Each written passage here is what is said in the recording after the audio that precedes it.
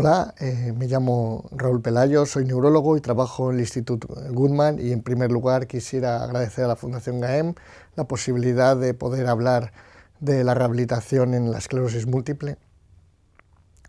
En primer lugar, y creo que sería interesante establecer o hablar del concepto de plasticidad neuronal, que es un concepto que ahora se habla mucho en revistas de divulgación, pero es importante especificar.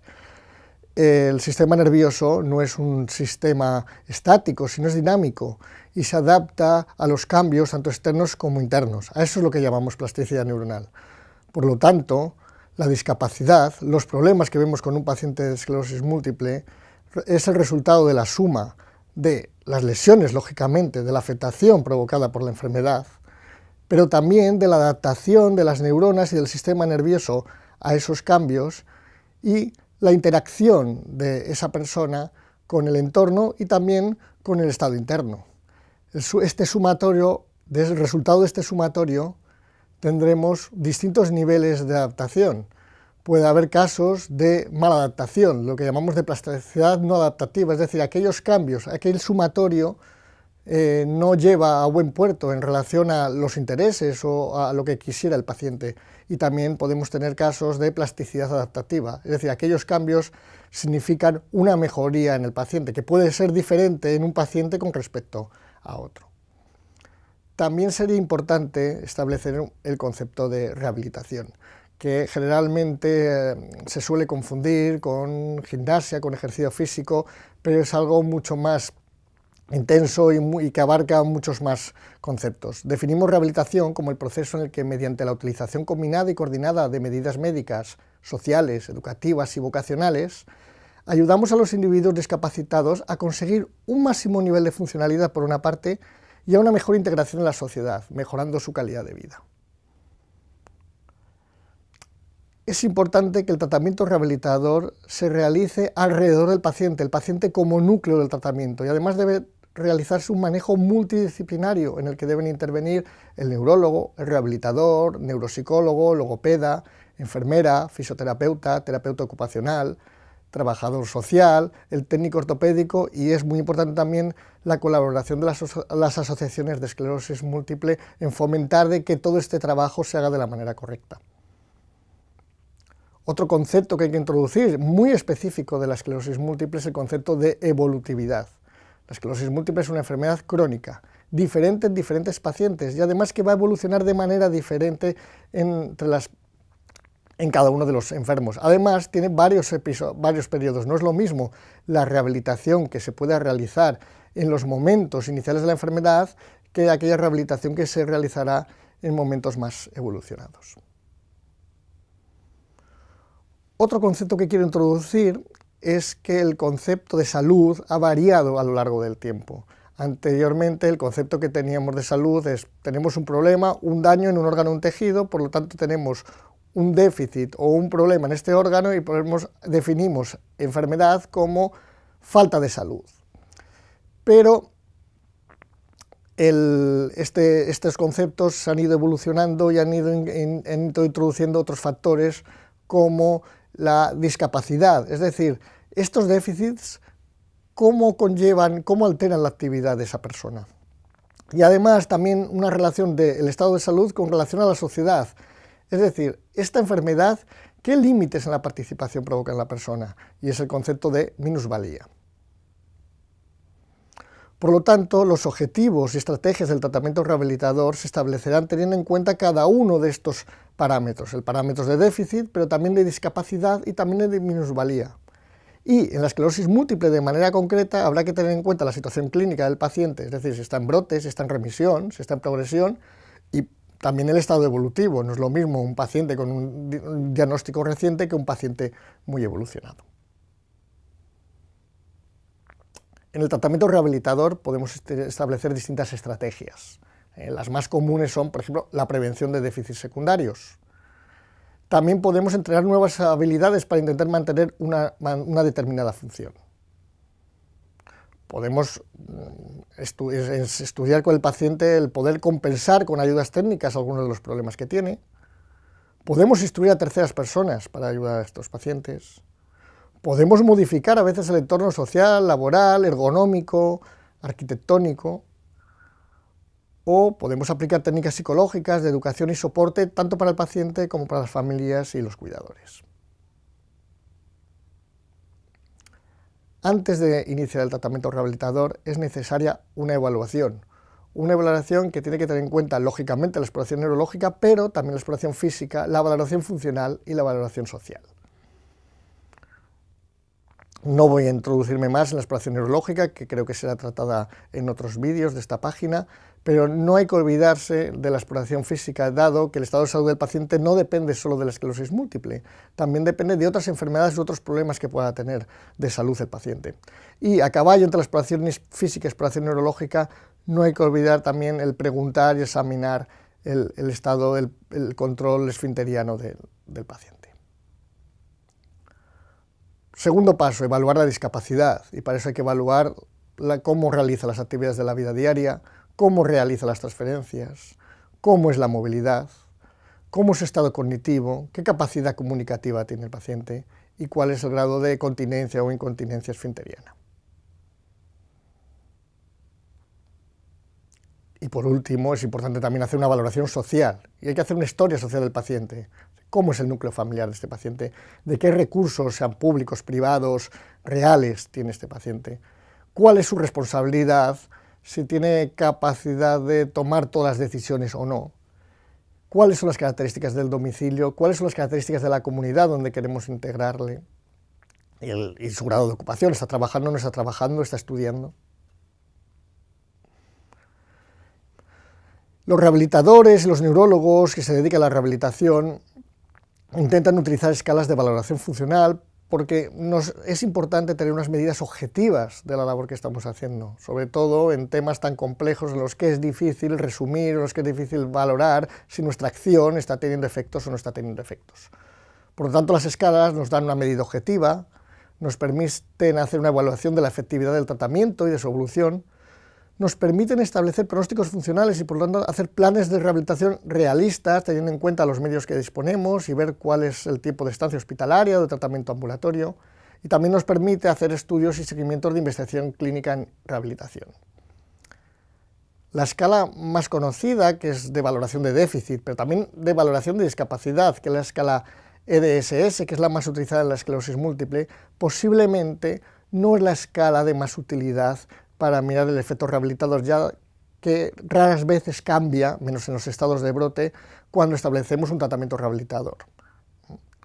Pueden sernos de utilidad algunas escalas de valoración de déficit muy específicas, como escalas de espasticidad o escalas de fatiga, que nos pueden dar una información de si un determinado tratamiento específico hacia la espasticidad o hacia la fatiga está teniendo efectos o no.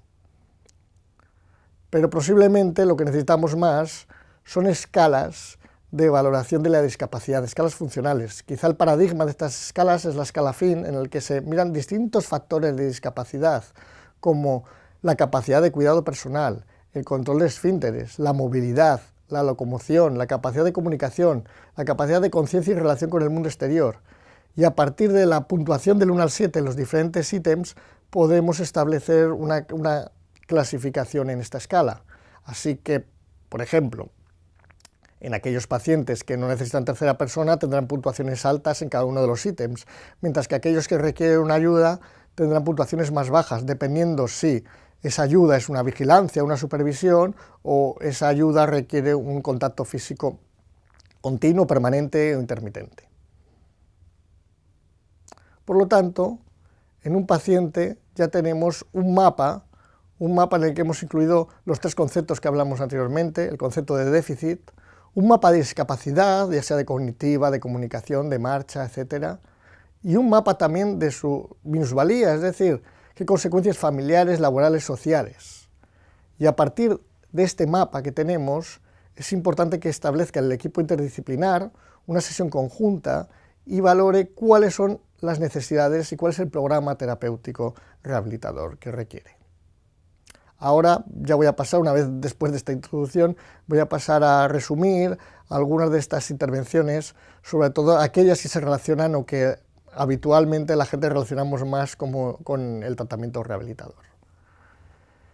Quizá el problema del que más se quejan los pacientes con esclerosis múltiple es la alteración de la movilidad, tanto sea de pérdida de fuerza en extremidades, la espasticidad, la rigidez, la ataxia, los problemas de equilibrio, el temblor, la fatiga, el dolor, ya sea un dolor articular, ya sea un dolor provocado por la alteración sensitiva de la propia enfermedad.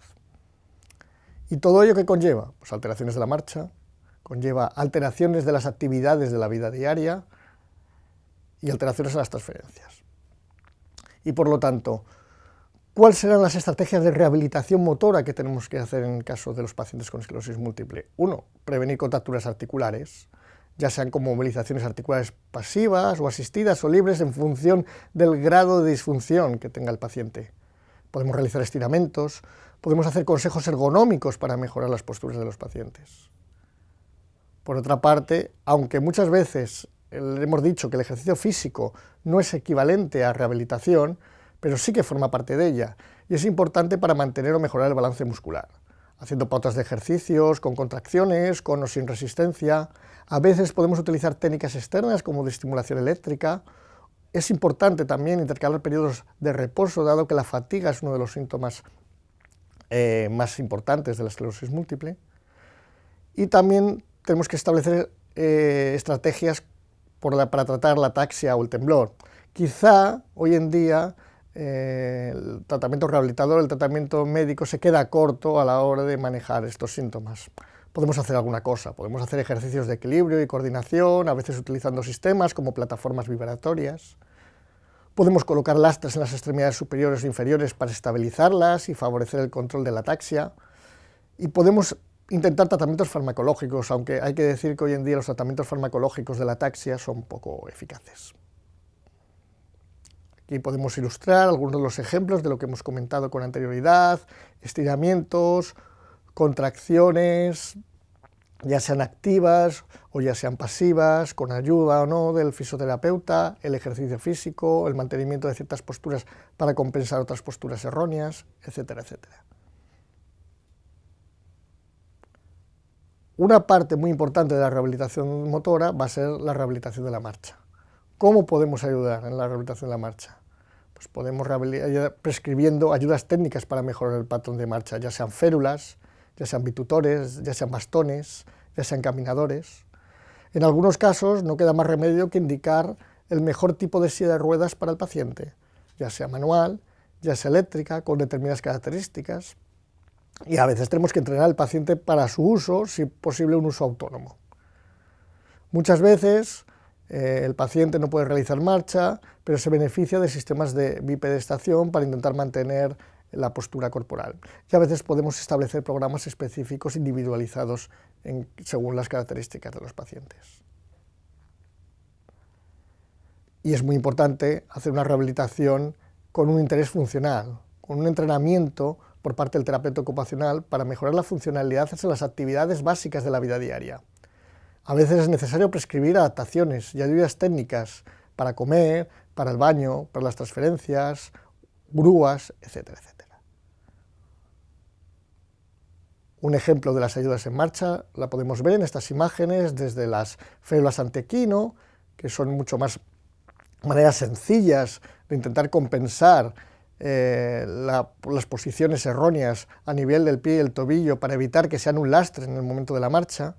Muchas veces necesitamos sistemas un poquito más aparatosos que sujeten mejor el tobillo, como los bitutores cortos, o a veces incluso la rodilla, como los bitutores largos, que podemos ver en las imágenes de abajo.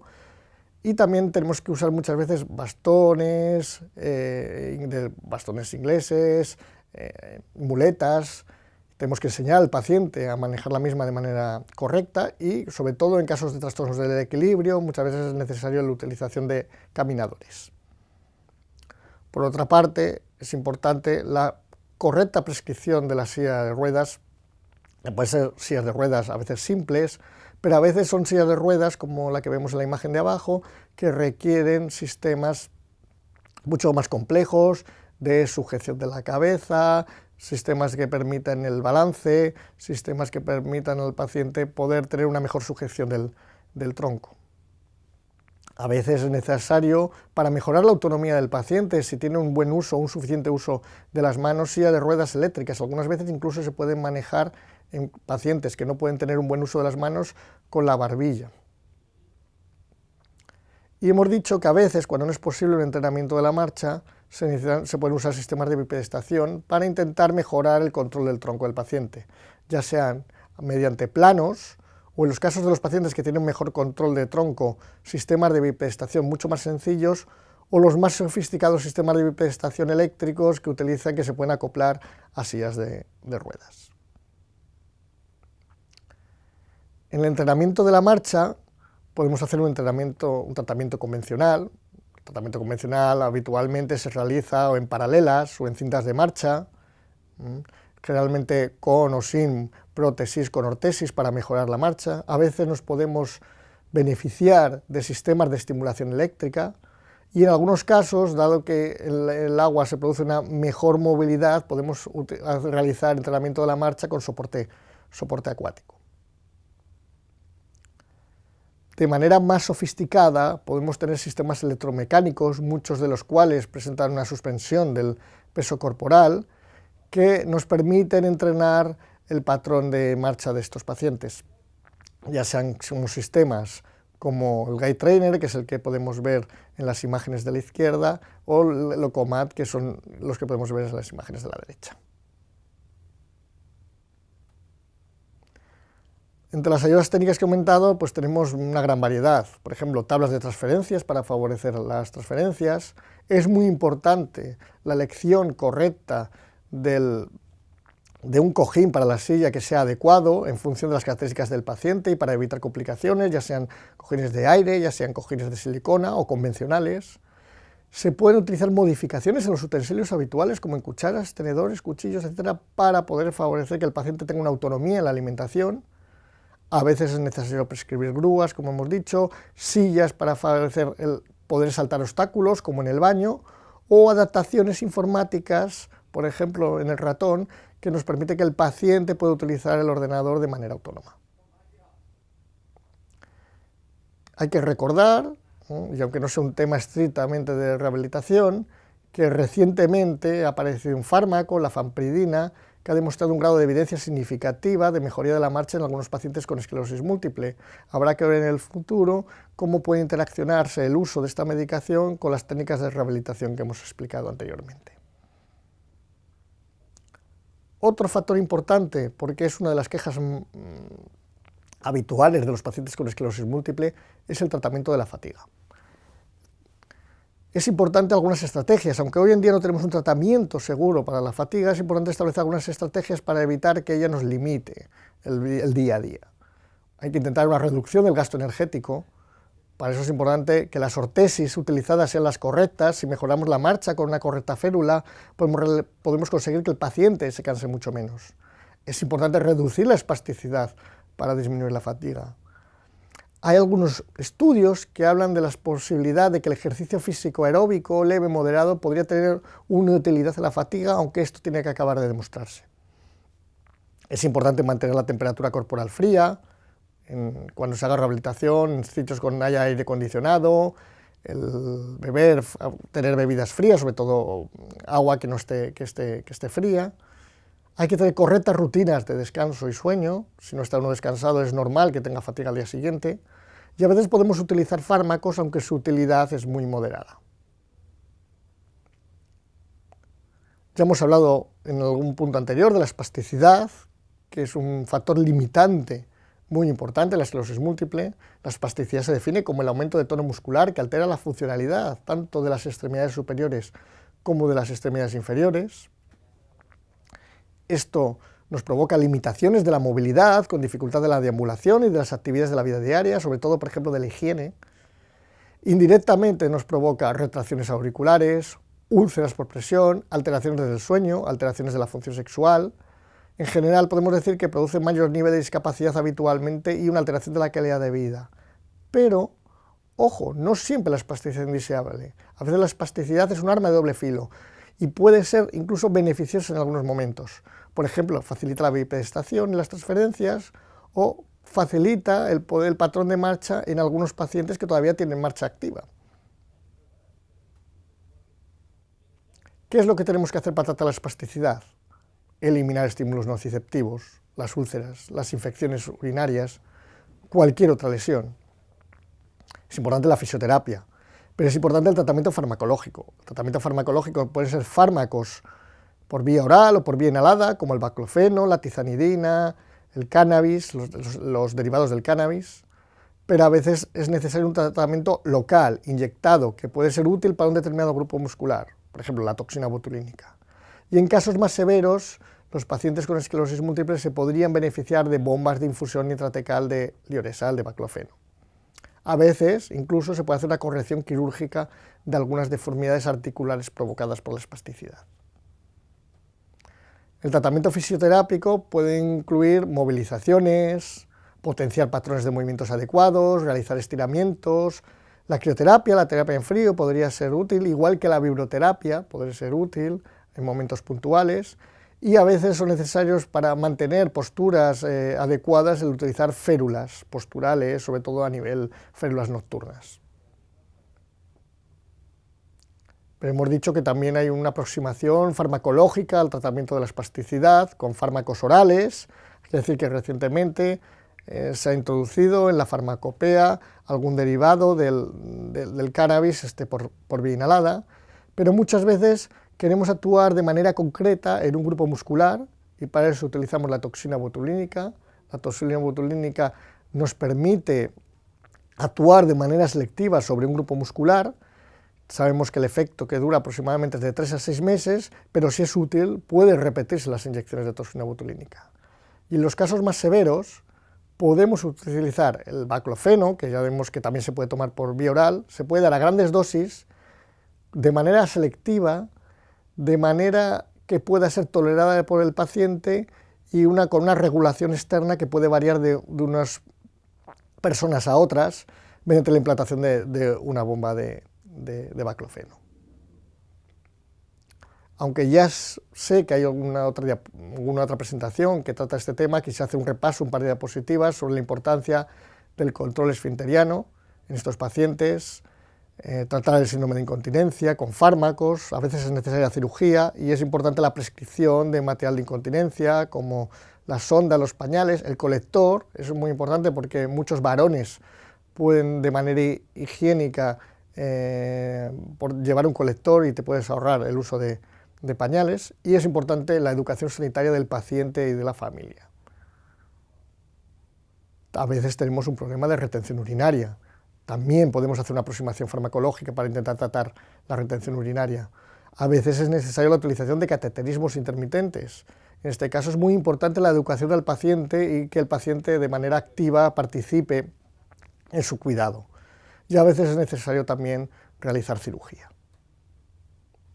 En otras ocasiones tenemos problemas de disfunción intestinal. El objetivo con los pacientes con disfunción intestinal, tanto sea por estreñimiento, por falta de control, es establecer un ritmo de evacuación cada 24, cada 48 horas, evitando la incontinencia en la medida de lo posible. Por eso, por una parte, es importante dar una dieta rica en fibra, una ingesta adecuada de agua. A veces es necesario utilizar laxantes, ya sean orales, ya sean por supositorios, y a veces cuando hay un problema en la defecación, a veces necesitamos una estimulación digital o un masaje abdominal para conseguir. La idea al final es combinar todas estas medidas para poder llegar a una evacuación que hemos dicho cada 24, cada 48 horas. Otro ámbito que es importantísimo en la rehabilitación es el ámbito de la neuropsicología. Cada vez hay más evidencia científica que el tratamiento neuropsicológico puede ser de utilidad en pacientes con esclerosis múltiple que tengan déficit cognitivos o alteraciones conductuales. También es importante tener en cuenta las alteraciones emocionales y en algunos casos los déficits, los problemas del habla. No me quiero extender con el tratamiento neuropsicológico, que probablemente se pueda abordar desde otra de las charlas, pero Es importante para el tratamiento neuropsicológico hacer un tratamiento del déficit específico. Ya hemos dicho que recientemente cada vez hay mayor evidencia de la mejoría de la memoria, de la atención y de la comunicación con técnicas de tratamiento neuropsicológico. A veces lo que es necesario es desarrollo de estrategias compensatorias de los déficits que tenemos. A veces es sustitución de unas habilidades que hemos perdido por otras que intenten compensar la función. Y a veces no es necesario hacer un soporte o una información de la familia, dado que no podemos mejorar el déficit de los pacientes. Hay que decir que durante los últimos años el desarrollo de diferentes estrategias de ayudas externas, desde las más conocidas de apuntarse las cosas para compensar la memoria, o el tener un listado de diferentes cosas, hasta las más sofisticadas que podemos tener hoy en día, con el soporte informático, con los teléfonos móviles, con las plataformas audiovisuales, que nos permiten el poder establecer sistemas de compensación de ayuda externa al déficit neuropsicológico mucho más avanzadas y mucho más adecuadas a cada uno de los casos. Es raro, por otra parte, que haya problemas de comunicación en los pacientes con esclerosis múltiple, pero sí que puede haber problemas de habla, sobre todo en pacientes muy avanzados, es lo que llamamos disartria. En estos casos, los pacientes necesitarán un tratamiento logopédico, ya sea para realizar ejercicios de entonación, o ejercicios orofonatorios, o ejercicios respiratorios, o para establecer ayudas externas, muchas de ellas con soporte informático, para poder facilitar la comunicación de los pacientes. Pasaré rápido por otro problema que también puede darse en estados muy evolucionados de la enfermedad, que es el problema de la disfagia, es decir, la dificultad para poder deglutir. Es importante saber que hoy en día podemos medidas o herramientas para poder estudiar, principalmente la videofluoroscopia, que podemos ver una imagen en la diapositiva, con la que podemos saber de manera exacta, de manera mucho más precisa, cuáles son los problemas de la deglución que tiene el paciente y así establecer las estrategias más correctas. Hay que decir que cuanto más evoluciona la enfermedad hay más riesgo de que haya problemas de deglución, y quizá el problema de deglución que con más frecuencia nos encontramos es decir, la aspiración, es decir, parte de la alimentación pasa al sistema respiratorio. Ante la disfagia, ¿qué podemos hacer? Muchas veces, pues estrategias compensadoras, modificando la dieta. Habitualmente es más frecuente la disfagia con líquidos que con sólidos. Si los líquidos conseguimos que espesarlos, podemos favorecer la ingesta de los mismos. A veces con estrategias de posturales, con la flexión del cuello, a veces podemos compensar o evitar alguna aspiración en algunos de los casos. A veces podemos enseñar al paciente maniobras de deglución activas, esto con la ayuda de la logopeda, y a veces ejercicios de control motor. En algunos casos en los que no se puede establecer una deglución correcta, aunque es poco frecuente, pero puede requerirse el utilizador de sistemas externos de alimentación, principalmente la sonda nasogástrica o las sondas de gastrostomía. Y por último, quisiera dar un poquito unas pinceladas de cuál puede ser el futuro de la rehabilitación, que no es futuro como tal, sino que en este momento se están realizando estos cambios y lo que únicamente esperamos es que estos cambios se puedan socializar y que puedan llegar al mayor número de personas. Por ejemplo, tenemos grandes avances a nivel de robótica, eso nos puede ayudar en el tratamiento rehabilitador, pero también nos pueden ayudar para facilitar la vida y la independencia de los pacientes en domicilio. Por otra parte, están apareciendo técnicas como la estimulación magnética transcraneal o la estimulación eléctrica no invasiva, que son técnicas que permiten el orientar esta plasticidad neuronal que hemos comentado antes, facilitar el tratamiento rehabilitador, hacer que el cerebro sea más receptivo al tratamiento rehabilitador. Por otra parte, cada vez tenemos técnicas de imagen o técnicas neurofisiológicas que nos permiten de manera más concreta saber qué es lo que le pasa al paciente, por qué no realiza esa función, y a partir de ahí poder establecer planes de rehabilitación que sean mucho más individualizados, no tan generales. Y también hay que tener en cuenta todo el desarrollo de la realidad virtual y de los sistemas informáticos que nos permiten de una manera lúdica el realizar la rehabilitación, incluso pronto en domicilio. Todo esto de todas maneras, que no es futuro, que es presente, es necesario que se acabe socializando, que acabe llegando al mayor número de personas, y por eso se necesita la colaboración tanto de profesionales, pacientes, como de las asociaciones de esclerosis múltiple. Y esto todo, muchas gracias. En especial también quería agradecer a la doctora Tarré, que me ha proporcionado parte del material que hemos visto. Muchas gracias.